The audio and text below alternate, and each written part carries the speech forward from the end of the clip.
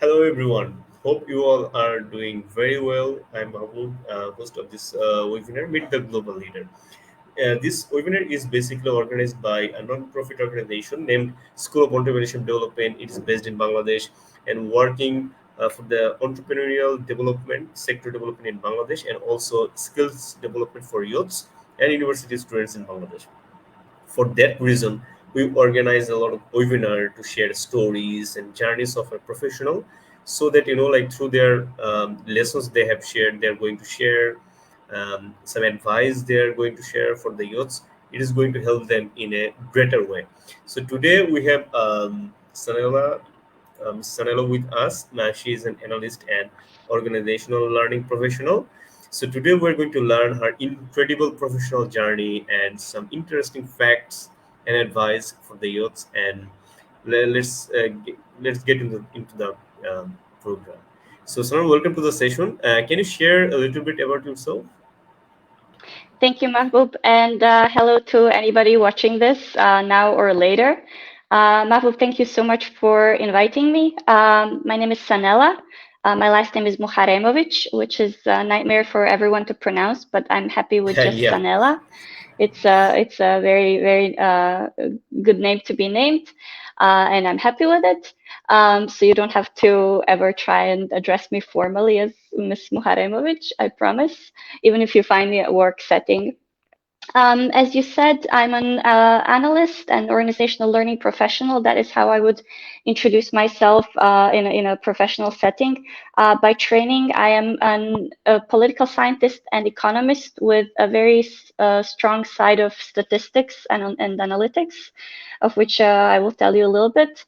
And regarding my career, I have been working since, well, more or less since 2012 with some other educational journeys in between. My career spans several fields that I think mainly fit in what is in the sector in which I work, known as MEL or MERL, MERL, and it stands for Monitoring, Evaluation, Research, and Learning. And I have also done quite a bit of that in support of either program design or program evaluation, or in many different ways that I like to put them all under the umbrella of organizational learning, because it's the kind of collective learning that organizations, whether for profit or non-profit, have to do in order to both learn from their past experience and what they've done, and also to decide on their path going forward. So I like to say organizational learning. I think it sounds very nice, even if it's not, even if there may or may not be any kind of formal program in educational sector anywhere under that name.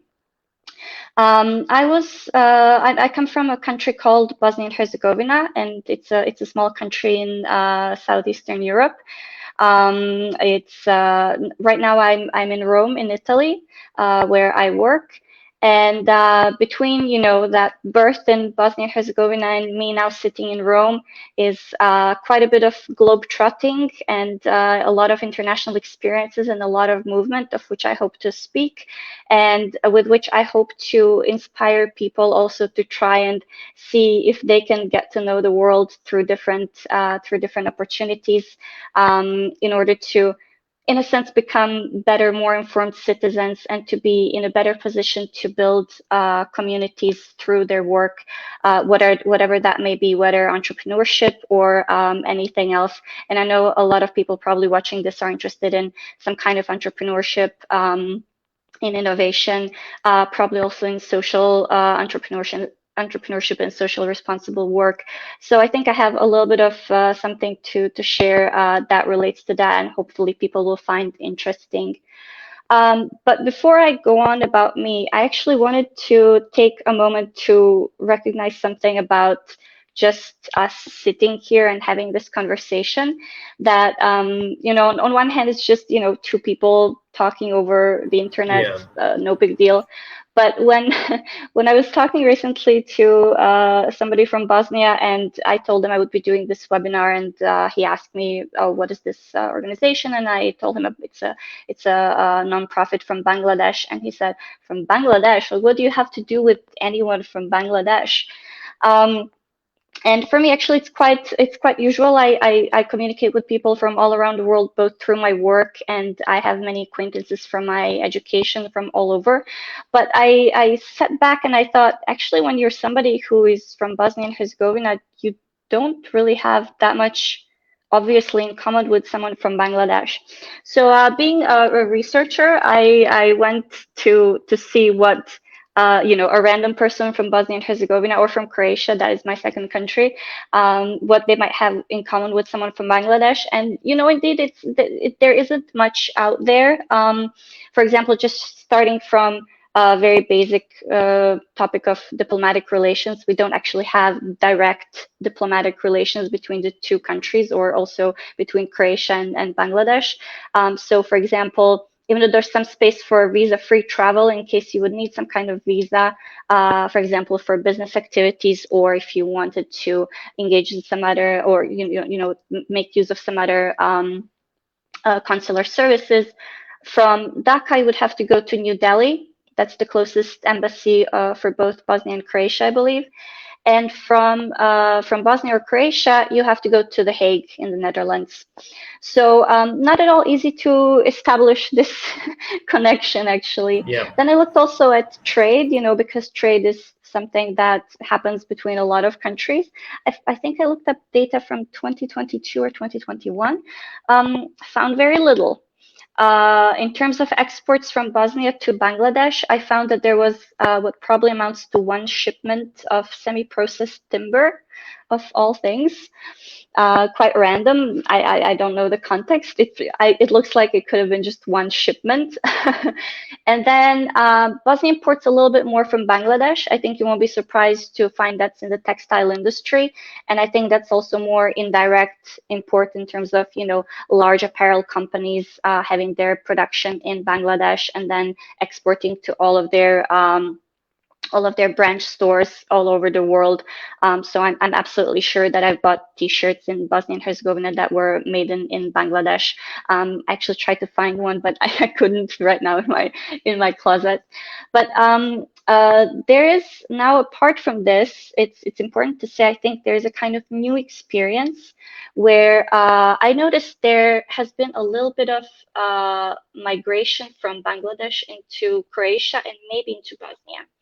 And this is a very new experience for these two countries because for the longest time they've been labor exporting countries, as I think Bangladesh has as well. A lot of people have gone out of Bosnia and Croatia to work elsewhere in Europe, in the United States, in Australia, and so on.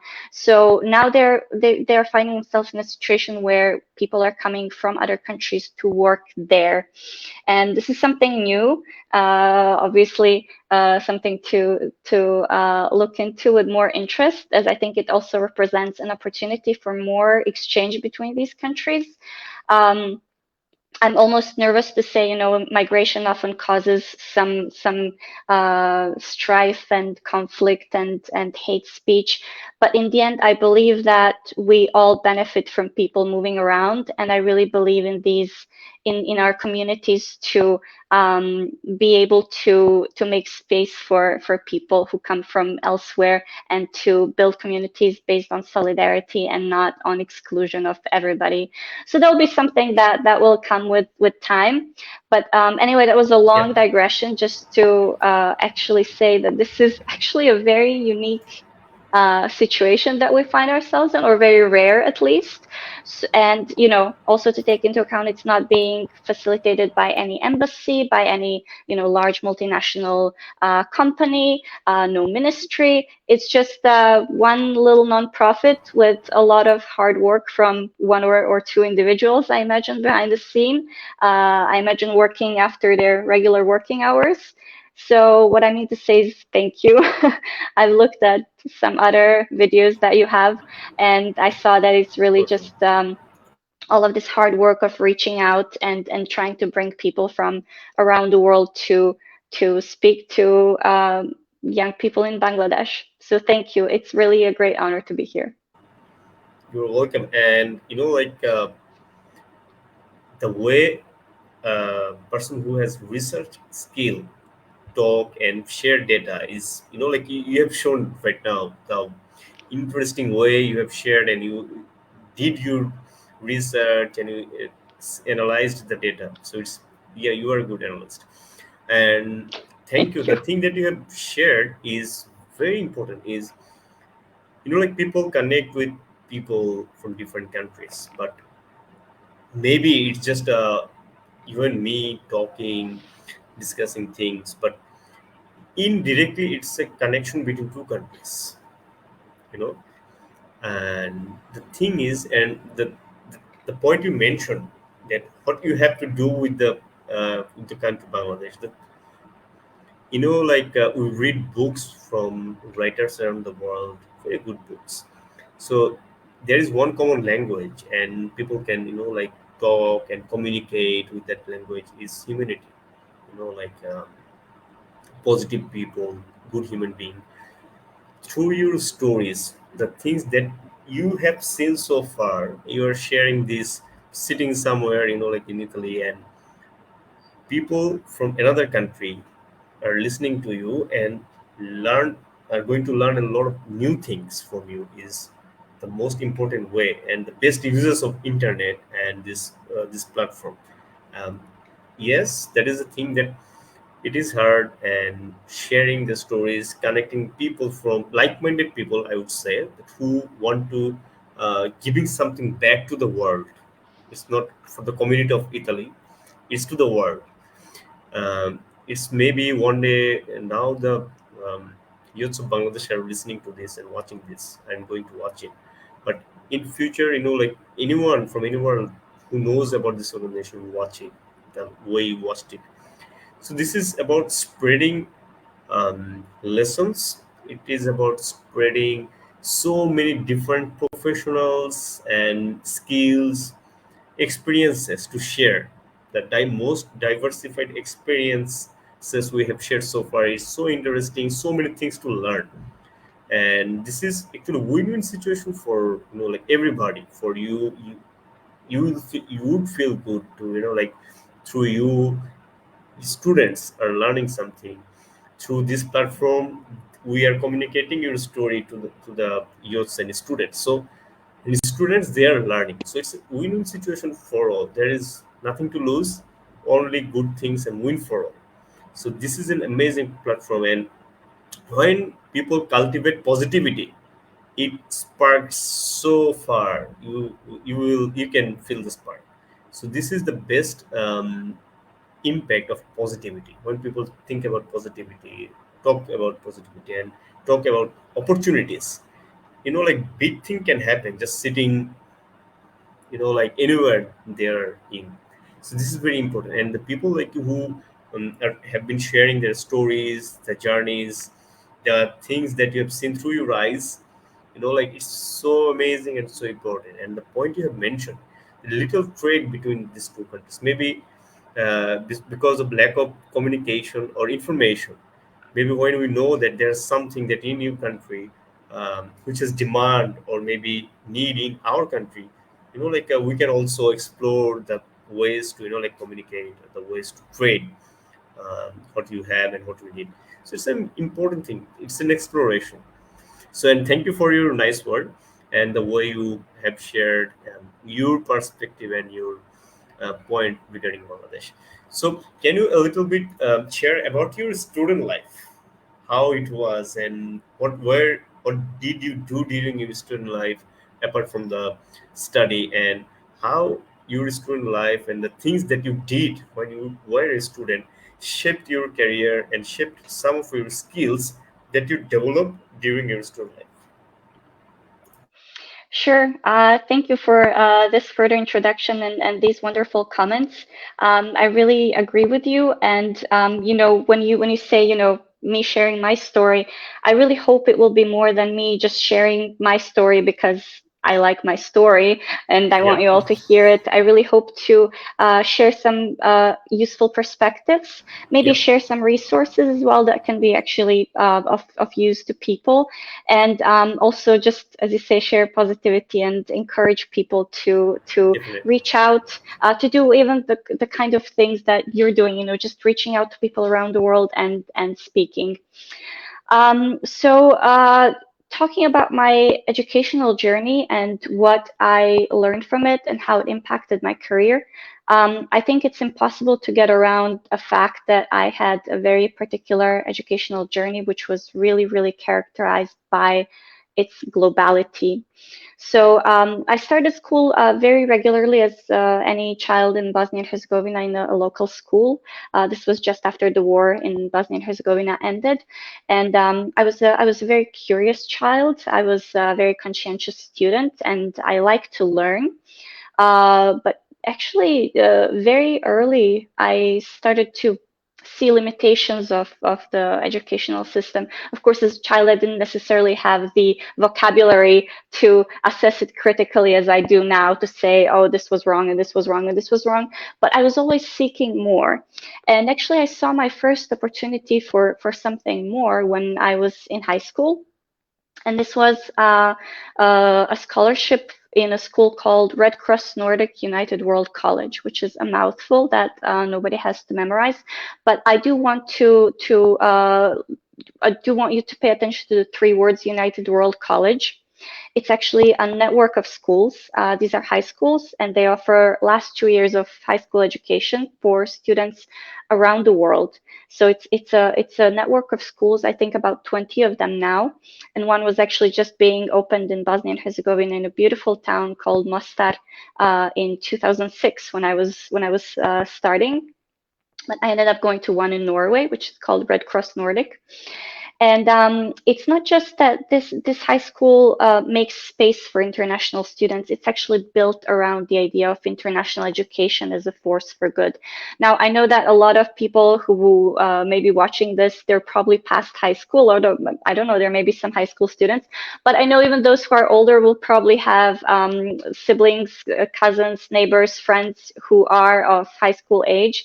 And I really would like you to share with them if they don't know about United World Colleges. It's a wonderful opportunity for high school students to step out of their national educational system and go and experience something else abroad, and not just experience something else abroad, but experience it together with youth of their age from around the world. My generation of 100 students had, I think, 84 or 85 countries represented. So we're talking really, really international. It's huge. Yeah. Yeah, so I would really encourage people to look into that. In addition to United World College, I know there are a few other high schools that do something similar. However, I know there are many more opportunities for university level students. And for this, I just wanted to spend a little bit of time before, moving back to how my education went, just to encourage people to explore these opportunities. So if you're a university student, possibly there are some student services in your university that will be collecting different kinds of opportunities, and maybe these are scholarships for full programs. Maybe there are exchange programs just for a short amount of time, work study programs, study language abroad, all kinds of little opportunities that young people can take advantage of. In addition to, I know this is a resource that not many students know, but I discovered because I'm a massive nerd and I explore all kinds of websites regularly. But I know that ministries of foreign affairs often have a section on their website that is dedicated to opportunities for kind of international or intercultural exchange. And I checked, and the Ministry of Foreign Affairs of Bangladesh has such a section on their website. So please go and take a look at it. And in addition to this, you can also find many kinds of opportunities through different networks, non NGOs, sometimes regional organizations as well.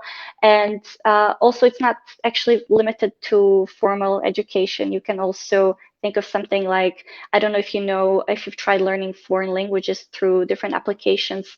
Sometimes there are these applications that facilitate live learning between native speakers of different languages, and that's been actually a really nice way to get international education totally outside of the education system. And I'm just trying to engage in it now because I'm learning a couple of foreign languages. So that's what I wanted to say in terms of some of the resources. To go back to me slightly, as I said, I went to this United World College for 2 years, got my high school degree, and from there I ended up going to a bachelor's degree in the United States. As I said, I studied political science and economics, and after that, I came back to Bosnia and I worked for a couple of years, mainly in the NGO sector. I worked as a researcher. And that's when I stopped to kind of take stock and assess what I would like to work in further and how I want to build my career. And this is where I noticed that a lot of what was missing in the sector where I was working was actually more quantitative skills. So when I went to my master's degree, even though I enrolled in a master's degree that was nominally in political science, I ended up introducing a lot of statistics and survey methodology and other such things with the idea that when I come back to the research or similar sector, I would like to take better advantage of, an increasing amount of all kinds of data floating around that are not being actually put together and used, even if it means duplication of labor and people going out and collecting primary data and so on. So that is what actually ended up influencing my career a lot, because when I came back from my master's degree, it was actually very easy for me to get a job, even in the market that I was in, and with always chronically very high youth unemployment rate, I was able to get good jobs. Now, don't take this as a blanket advice to go and study data. That's not what I'm saying, and maybe I should be thinking whether I'll be replaced by GPT soon. But yeah, in terms of my educational journey, that was in short it. And how it actually then translated into my work is, I think, also very interesting. So maybe I can spend a little bit of time speaking of to that. I think some of the skills that I still rely on started still in that high school, and that has to do with the ability to connect and exchange with people from around the world. So for that reason, actually, international education was so important to me, because I was able to always fit in when I went on to, for example, to work in an international organization. It was not at all difficult for me to be able to collaborate with people who were coming from different, educational, social, religious, ethnic backgrounds. And to collaborate with them really well because I already had that. But then I guess there are many more things that are applicable from my higher education, so from my university student days. And from there, I would actually single out not even so much my, the extracurriculars that I did, which of course I did like everyone else. There were a lot of them both at high school and university level, and I explored quite a bit. But actually, I worked as a student, and I worked, regular jobs that all students work, from being a cashier, from making phone calls for donations and other such things. And I have to say, without any stretching of the truth, some of the skills that I learned then, I still use them now and rely on them now, and they still inform my professional journey and my professional growth. Um, from those very simple student jobs, I would say what I learned first and foremost was the need for kindness. And anyone who has worked, I think, in the service sector knows what I mean, because you can see that the way people perceive your work sometimes influences how they treat you. And as that employee, you really learn how important it is to be kind to everyone and to be almost aggressive with that kindness and always be intentional about it and not let any prejudices that you have influence how you treat people because they're working at a job that may be called non-skilled or that is lowly paid. That is something that, I mean, a lot of us, of course, get that instilled in us as children in our homes. But in case you don't, definitely working in the service sector for even a couple of weeks would teach you that. And it's something that I often bring up when I talk about working in any workplace. You're going to work with very many different people. Maybe you're not going to like someone. People are different. You don't have to like everyone equally. But in the end, when it comes to it, you have to always be respectful and you have to be kind with the people that you work with, whether they're your business partners, your clients, your suppliers. Any kind of collaboration really requires that. Um, but then maybe this will be interesting because there may be people who, saw that I'm an analyst and they're interested in a similar career. And maybe it would be interesting to learn that working in the library was really something that I believe in the long run made me a better analyst. I started working in okay, it was a slightly special library. It's a college archive and special collections library, meaning a lot of old books and rare books and artistic books and other such things that this library collected. And initially, I had a very simple job in this library, which was to make copies and scans, because these are valuable materials. You can't check them out like you would check out any other book. So I was just making copies and scans. But possibly because I didn't have Facebook, I was very efficient at this job and I had extra hours every week. So my manager started giving me little extra tasks, and I would have a hard time describing these tasks with one name. But let's say they combined research and detective work and mystery solving. I was a little bit of a library Indiana Jones at times. So, as an example, there was a letter, which was a valuable letter written by the composer Beethoven, if I remember, that was sent to a friend that somehow existed in this library. And it was presumed to be misplaced somehow. It just wasn't in its place, and nobody knew where it was among thousands of letters and manuscripts that existed in that library. So I was sent on a little mission to try and come up with a strategy how to find it, with the guidance of my manager, and I actually did. So these are the kinds of tasks Amazing. that I did. So what does that have to do with being an analyst and with working in organizational learning? As it turns out, quite a bit. As an analyst working in real setting, you don't always have those kinds of research and analytics tasks that you would get, in your education as a problem to solve for homework, where you always have all of the information and everything, and you're just supposed to put it all together with some formula and you get your answers. No, you get a lot of partial fragmented information, some disparate pieces of data, a survey here, some interviews there, some analysis over there, and you have to put it all together.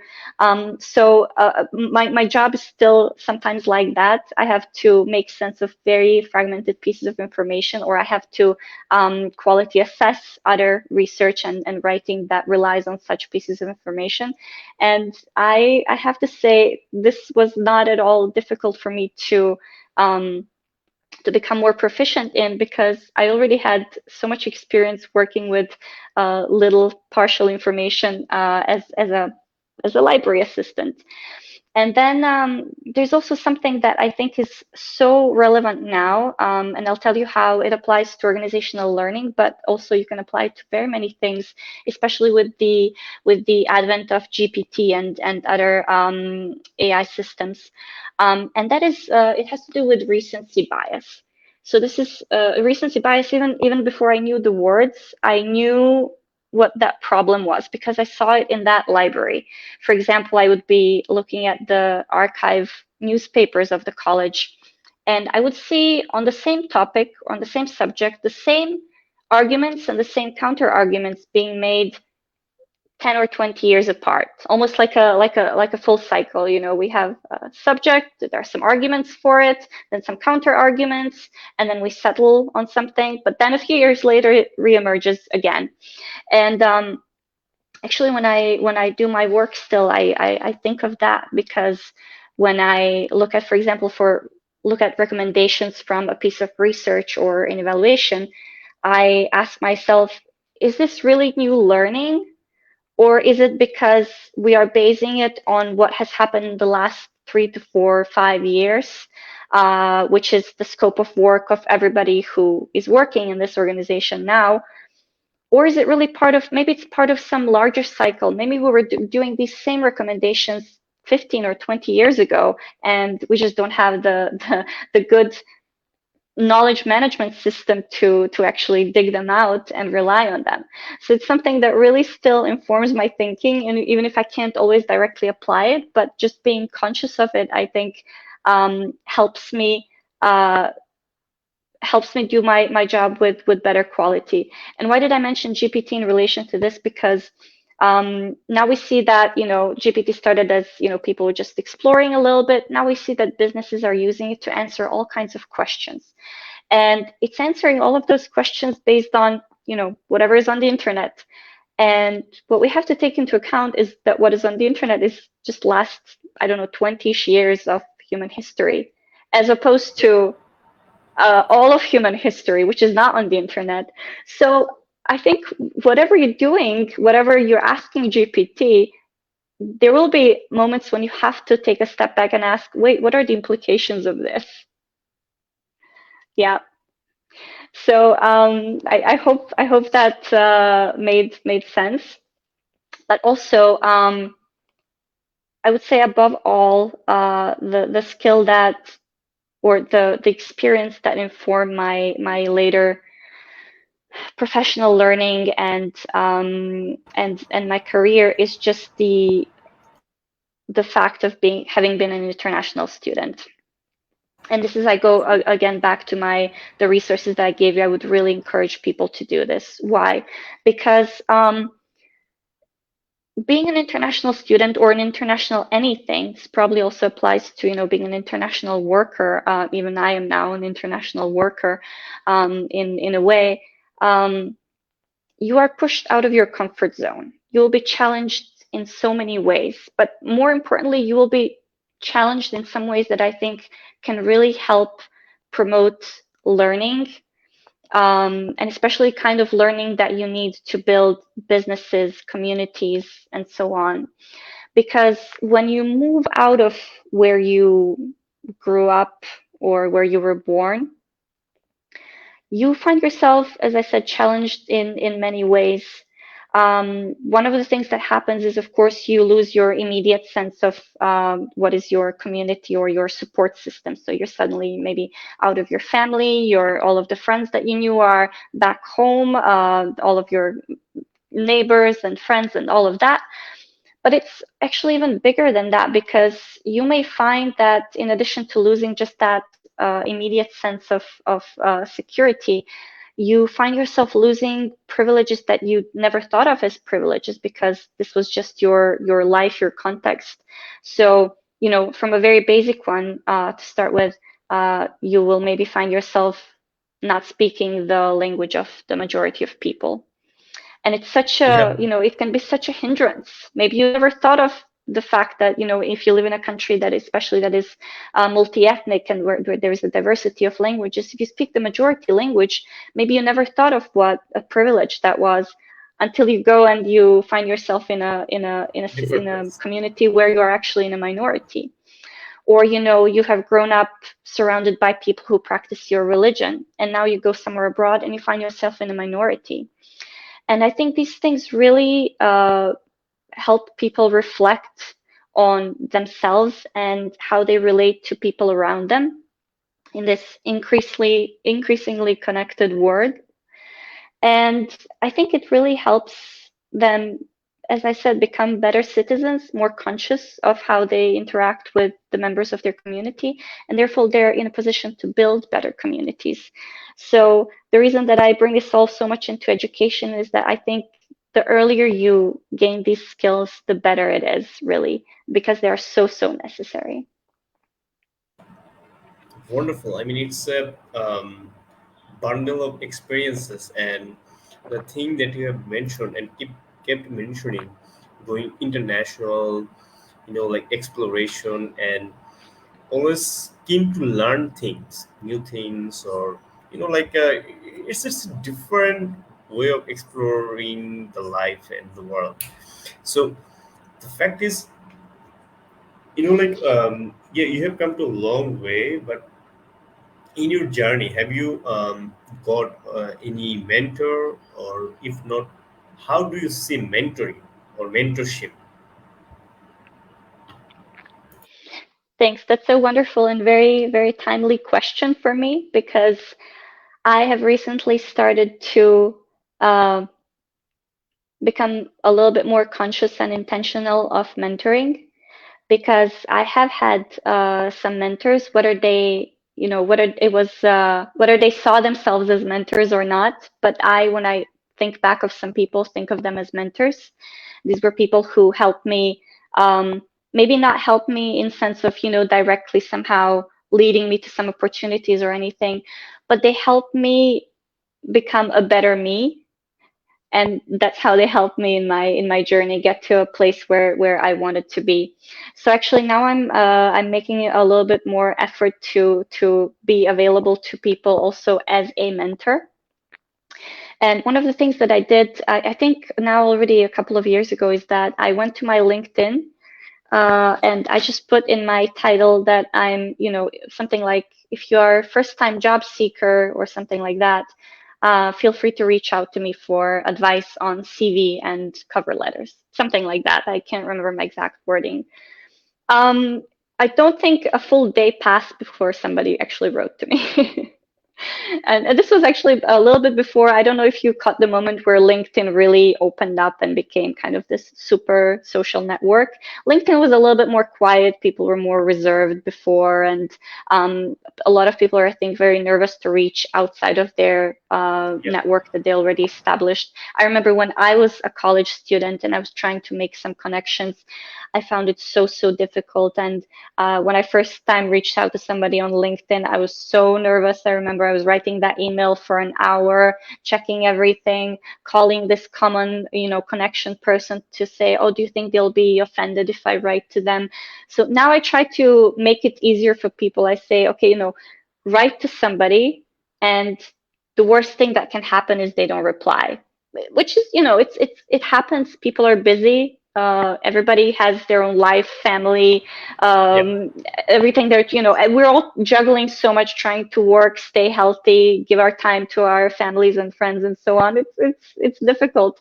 So I would say, to anybody who is seeking any kind of advice, whether they are seeking a longer term mentoring relationship or a kind of one-off support with something like writing CV or a cover letter, or trying to understand just what a certain industry is, just reach out to people. And if nothing happens, nothing happens. That the worst thing that can happen is they don't write back, right? But more likely you're going to get some response, and maybe people will say, okay, I can help you in this, but not this, or here are some resources for you. I don't have time to mentor you or coach you, but here's a website that you can use, or here's another person, and so on. So I'm trying to make mentoring happen a little bit. And the reason that I decided to do that was, one, as I said, I realized that I had some mentors who helped me along my journey, but also I was putting myself in the situation of just being a student and thinking, okay, when I was a student, what did I need? And especially when I think of, the career that I've built since, that when I was in college, I couldn't imagine it because I faced what a lot of other students, especially those coming from, let's call them developing countries, face, which is informational gaps. Uh, Even starting from the fact that, if you are a first generation student, if you don't have parents who went to college, maybe you don't even really know what university looks like before you get there. And when you get there, it's a bit of a shock because it's not such a continuation of high school as high school is a continuation of middle school or elementary school. So it can be quite a struggle. But then also when it comes to building careers, I think your background can really limit what you see as a possibility. So excuse me, Sure. just to give my own example, when I was in college, I would meet much older alumni of the university, and I would see that they are, in banking, like in investment banking, or they were talking about this mysterious thing called consulting that I frankly just didn't understand what it was. Why? Mysterious thing. Because I didn't know anybody who No, was yeah. in consulting. My parents were nurses. I knew about doctors, I knew about nurses, I knew about, the professions that I could see around me. I could see there are dentists, there are hairdressers, there are salespeople, there are all sorts of, teachers, all sorts of profiles, but consultants, not something I knew. Or investment bankers. I had a very vague idea of investment bankers. But then even more mysteriously, I would ask these alumni investment bankers, what did you study when you were in my college? And they would say, I studied English literature. And You I can remember relate. just I just remember feeling like, okay, now I have to stop asking questions because I'm going to look stupid because I didn't understand how one gets from English literature to being an investment banker. I learned later. So what I'm trying to do when I mentor people is I try to especially be available to young people who may be interested in something around my area of work, because I know that they're very unlikely to have all the information that they need. There's all of this vocabulary that each industry has, its own little jargon that is very difficult to get through when you're a student and you're studying English literature.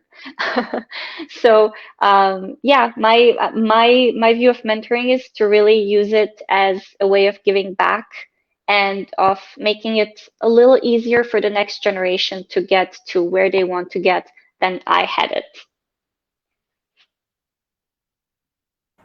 Fred, this is very important, like commitment and the way you see it. Like it's also sometimes common here, people who, this is the main gap, like maybe, say for example, I started marketing, but if I go for, like investment banking, or if I go for a finance or accounts related work or job, so it is totally opposite of what I studied. So this is the gap, and this is the main problem in developing countries or here in Bangladesh as well. People study in different subjects, they have different majors, but the job there, some of the professionals, the job they are doing is, like, it's totally irrelevant. So what is the point of studying that subject then? So this is the thing that one of the one of the reasons for of this webinar is to share, to connecting the like the person or the professional, what did he or she studied and how he or she has come to that point of their career. So this is the main thing. So if I studied English literature and go for a bank job, it's totally irrelevant. But the thing is, it happens in some countries. So then, why did I chose English literature? So this is the thing that, like, so the thing I studied was not relevant with my work. So the point of this 4 years of studying this subject and not pursuing the career related to my subject is a big gap. So the point is, the more people know about the role and the tasks should they should do when they start their career or profession in those subjects or those position or those profession, they can then understand before choosing the major that what career they want to explore and what major they should have. If, say for example, if I choose marketing, these are the areas or professional sectors I can explore after graduation. So this is an awakening call and awareness session, you can say as well, that this is the time when you are a student, you can design your career, you can choose your career, and based on your decision or the career path you want to explore, you can start developing some common or basic skills so that after graduation they can start their career as early as possible. So this is one of the reasons. Just a point adding with your discussion. So it's so, Yeah. so amazing the way you mentioned. And also, can you suggest, I mean, the future skills youths should have or develop to excel in their field, either professional career or entrepreneurial sector? Common skills students should develop when they're students and before graduation they should have, so that like they can whether they want to be an entrepreneur or they want to explore the professional career, they can like start it early or as soon as they are graduate. Thank you. That's an interesting question, especially since I've already mentioned GPT and maybe a bleak prospect for some career fields. Um, when it comes to trying to forecast for future what skills may be needed, of course, it's you could say you could have a very generic answer to this and say, well, it depends on what your career is. So in that sense, I could give advice to someone who wants to have a career either in analytics or in organizational learning. But I'm not sure that's really the right way to go about it because we are always in a changing context. So even the skills that were really necessary skills for me to begin this career maybe some 10 years ago, maybe they are not so necessary now, and maybe in a few years they'll be even less necessary. And on the other hand, there are some other skills that will be necessary. So it's a little bit of a tricky question to answer, even from a particular sector perspective. And then also, I think I wouldn't want to be in this. Uh, I don't want to take this perspective that, oh, just because something worked for me, you should do the same and you will come to the same place No, where I definitely. am. Because I don't truly believe in that, frankly. Not just because of this changing context, but also because people have different things to offer. And because the labor market, if we want to call it that, the place where we meet to exchange our skills, it changes all the time, not just in sense of things changing a little bit left and right, but new things come. There will be new skills that we can't imagine now that will be necessary. But maybe if there's any one skill set that I can single out that I really think is necessary when I think of just the future, anything in the future, to save the future, to save humanity. Um, maybe you want to go with the path of and say, okay, we have to stay on top of cutting edge technology or something like that. But I think I would go with a less likely candidate of listening skills. And I hope people don't find this cliche that I went with a soft skill rather than any hard skill, building rocket ships or anything like that. But I really am more and more convinced with that as I continue to work in whatever it is that I work, and this has been very important in all of my jobs, and it seems to be becoming more important on the job, outside of job, everywhere. And it's this, not just knowing what you want to do,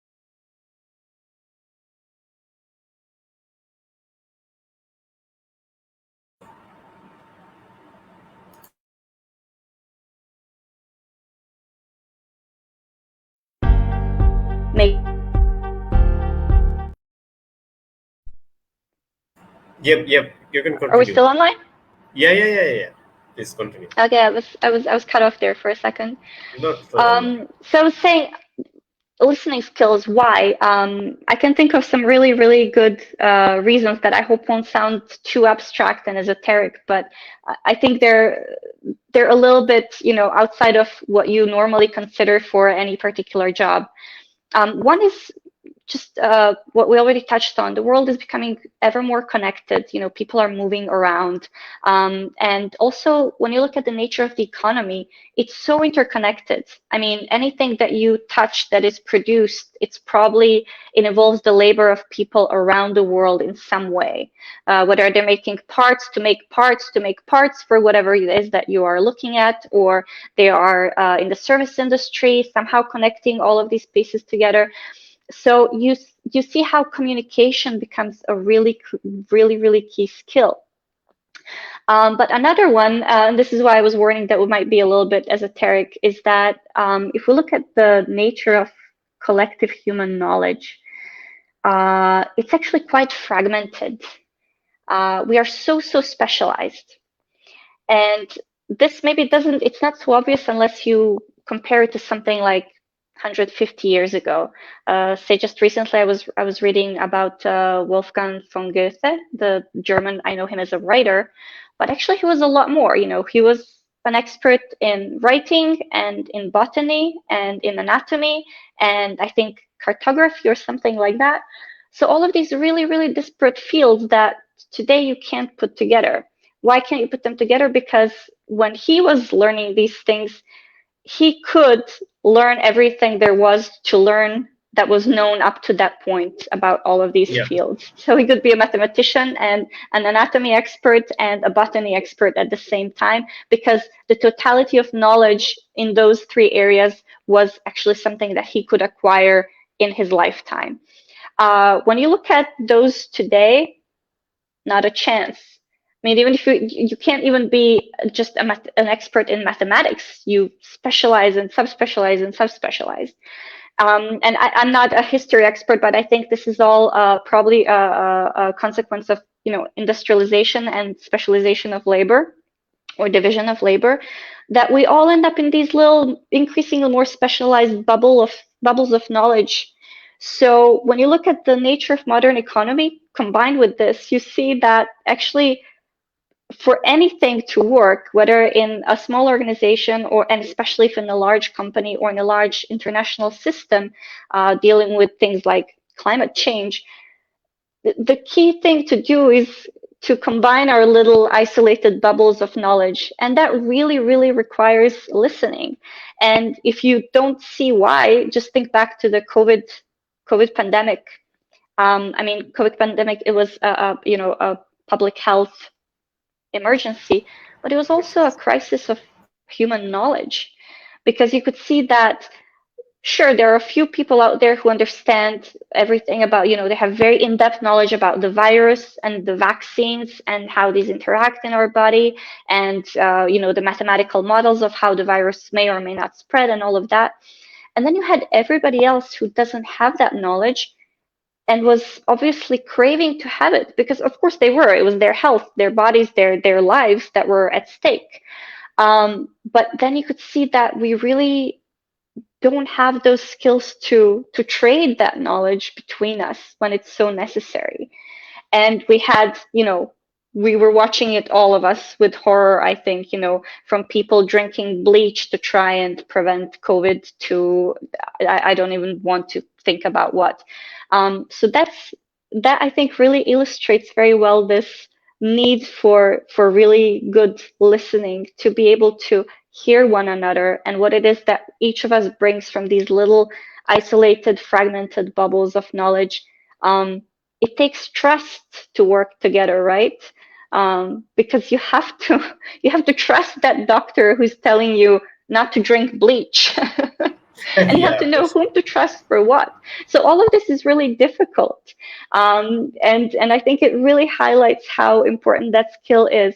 All the more because, as we know, and I know a lot of people who are going into entrepreneurship are very interested in solving the problems of tomorrow, which already are some of them the problems of today. I'm thinking of problems like those related to climate change, problems that are really global, that are wide, that take all of society to solve them, that will take the collective action of maybe millions of people to come up with solutions to.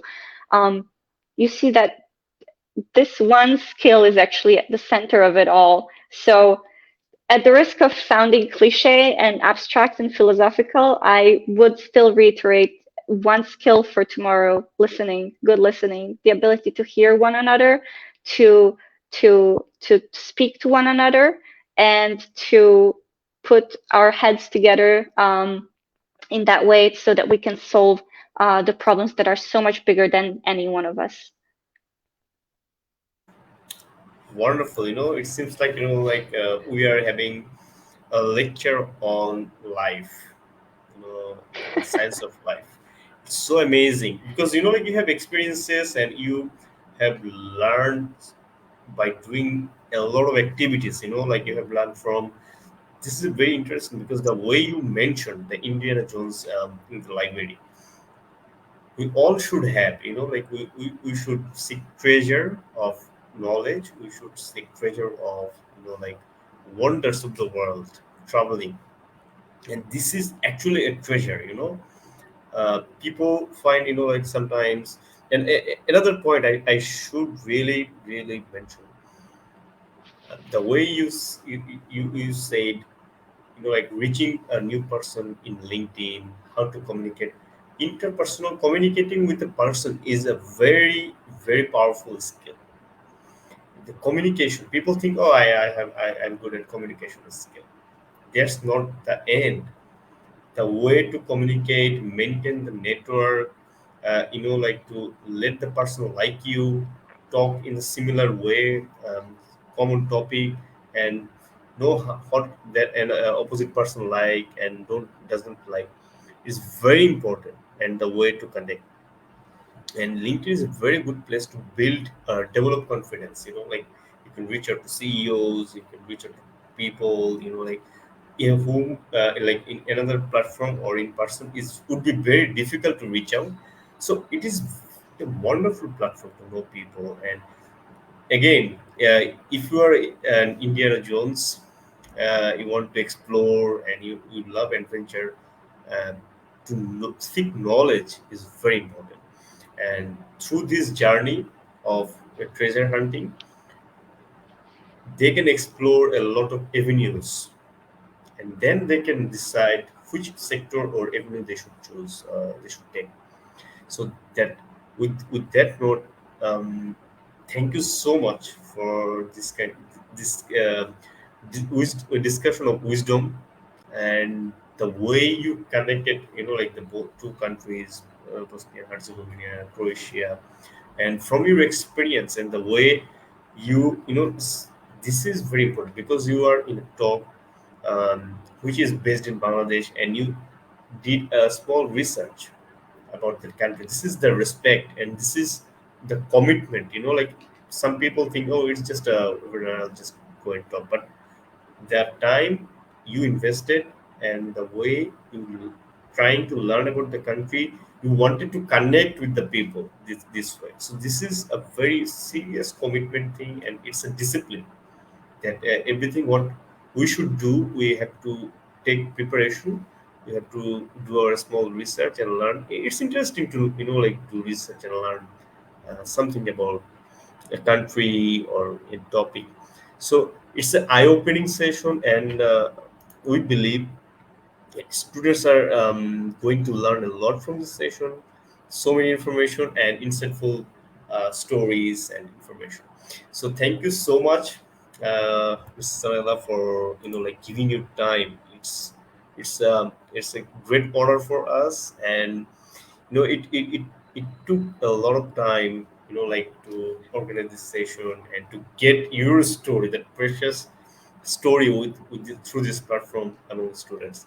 So with that note, on behalf of this platform, School of Entrepreneurship Development, we wish you very best of luck, and we hope that you will visit Bangladesh, and then you will explore, and maybe there is a chance to inspire students in person. Thank you so much. to finish with that encouraging note, and also to make it a little bit more practical, I do want to reiterate that that title is still in my LinkedIn. So there aren't very many people with my name and surname on LinkedIn. If you are interested in anything that I said, or if you go and see my profile and you're interested in any of the schools that I attended, or any of the employers that I worked with, or if you are interested in what this, monitoring, evaluation, and learning, or organizational learning field is, and if it's something that could be an interesting career to you, feel free to connect on LinkedIn. I will reply at some point when I have a little bit of time, or just find anyone else with a similar profile and try and reach out. The sooner you do that, the better it is. The better you close that gap that Mahbub and I mentioned, that you don't know how you get from your education to a particular field. People who work there can help, and I'm certainly very open to sharing any information that I have, or just sharing my experience so far. So thank you once again for inviting me. I'm really, really, as I said, very honored to have been here, to have been a kind of ambassador almost, Definitely, and to definitely, have this connection. Diplomacy doesn't end in embassies, absolutely, and definitely. intercultural exchange doesn't end in embassies. So I'm very happy I got this opportunity to talk to you. And if anybody has learned anything from this, I'll be very, very happy. So all the best to you and anyone watching this. Thank you so much, and have a good evening.